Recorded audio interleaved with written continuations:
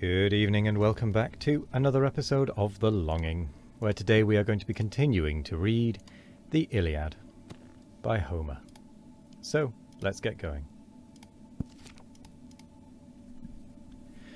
Thus he, the stern Achilles, thus replied, "My second father and my reverend guide, thy friend, believe me, no such gifts demands, and asks no honours from a mortal's hands. Jove honours me and favours my designs, his pleasures guides me, and his will confines. And here I stay, if such his high behest, while life's warm spirit beats within my breast.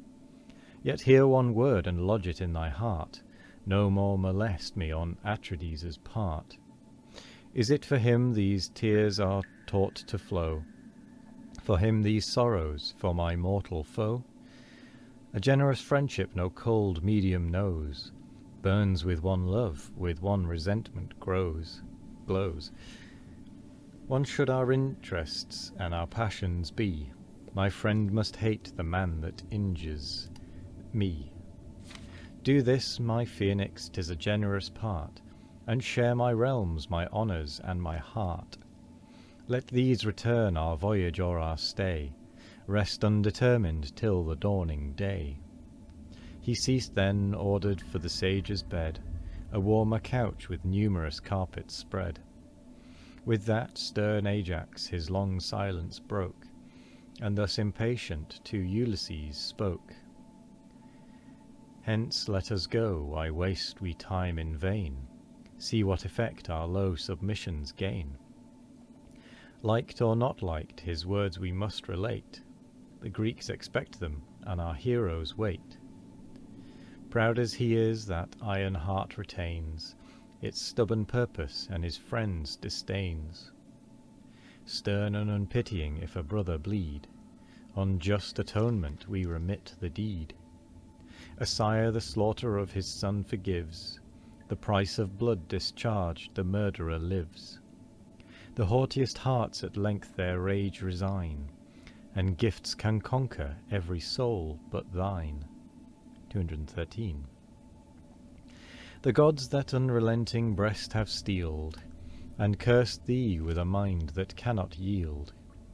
One woman slave was ravished from thy arms, lo, 7 are offered, and of equal charms. Then hear, Achilles, be of better mind, revere thy roof, and to thy guests be kind.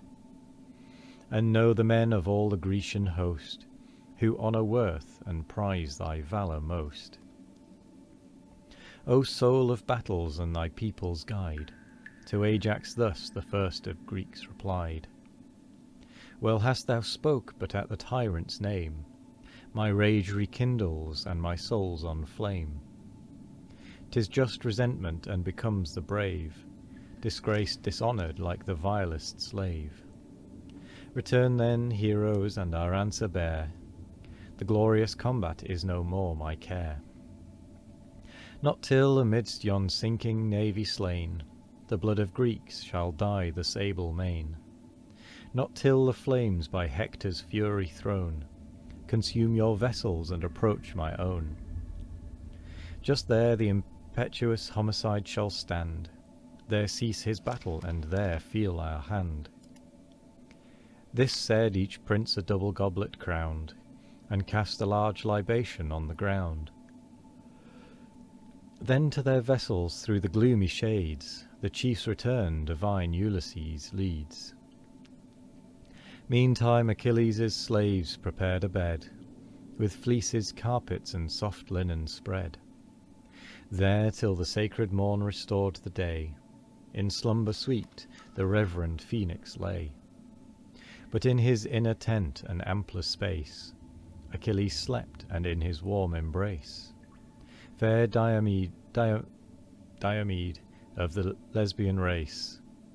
Last for Patroclus was the couch prepared, whose nightly joys the beauteous Iphis shared.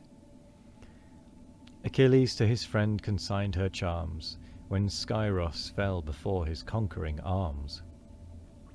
And now the elected chiefs whom Greece had sent passed through the hosts and reached the royal tent. Then rising all with goblets in their hands, the peers and leaders of the Achaean bands hailed their return, Atrides first begun. Say what success, divine Laertes' son. Achilles' high resolves declare to all. Returns the chief, or must our navy fall? Great king of nations, Ithacus replied, fixed in his wrath, unconquered in his pride. He slights thy friendship, thy proposals scorns, and thus implored with fiercer fury burns. To save our army and our fleets to free is not his care, but left to Greece and thee. Your eyes shall view when morning paints the sky. Beneath his oars the whitening billows fly. Us too he bids our oars and sails employ, nor hope the fall of heaven-protected Troy.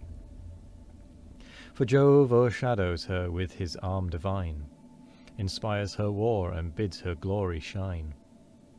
Such was his word, what further he declared, these sacred heralds and great Ajax heard. But Phoenix in his tent the chief retains, safe to transport him to his native plains. When morning dawns, if other he decree, his age is sacred and his choice is free. Ulysses ceased, the great Achaean host, with sorrow seized, in consternation lost. Attend the stern reply, Tydides broke, the general silence and undaunted spoke. Why should we gifts to proud Achilles send, or strive with prayers his haughty soul to bend? His country's woes he glories to deride, and prayers will burst that swelling heart with pride. Be the fierce impulse of his rage obeyed, our battles let him or desert our aid. Then let him arm when Jove or he think fit, that to his madness or to heaven commit.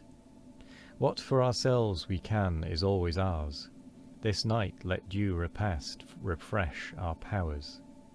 For strength consists in spirits and in blood, and those are owed to generous wine and food. But when the rosy messenger of day strikes the blue mountains with her golden ray, ranged at the ships let all our squadrons shine, in flaming arms a long extended line. In the dread front let great Atrides stand, the first in danger as in high command. Shouts of acclaim the listening heroes raise, then each to heaven the due libations pays, till sleep descending o'er the tents bestows the grateful blessings of desired repose. 214. Achilles. Book 10. Argument. The night adventure of Diomed and Ulysses. Upon the refusal of Achilles to return to the army, the distress of Agamemnon is described in the most lively manner. He takes no rest that night, but passes through the camp, awaking the leaders and contriving all possible methods for the public safety. Menelaus, Nestor, Ulysses, and Diomed are employed in raising the rest of the captains. They call a council of war and determine to send scouts into the enemy's camp to learn their posture and discover their intentions. Diomed undertakes this hazardous enterprise and makes choice of Ulysses for his companion. In their passage, the surprised Dolon, whom Hector had sent on a like design to the camp of the Grecians. From him they are informed of the situation of the Trojan and auxiliary forces, and particularly of Rhesus and the Thracians who were lately arrived. They pass on with success, kill Rhesus with several of his officers, and seize the famous horse of that prince, with which they return in triumph to the camp. The same night continues. The scene lies in the two camps. And with that, we're actually going to come to the end of the episode, because it is the end of the timing. Unsurprisingly. That was actually fairly reasonable timing overall, I have to be honest. But yes, thank you very much is what I will say. Thank you very much for joining me today. I hope you all have a wonderful morning, evening, afternoon or night.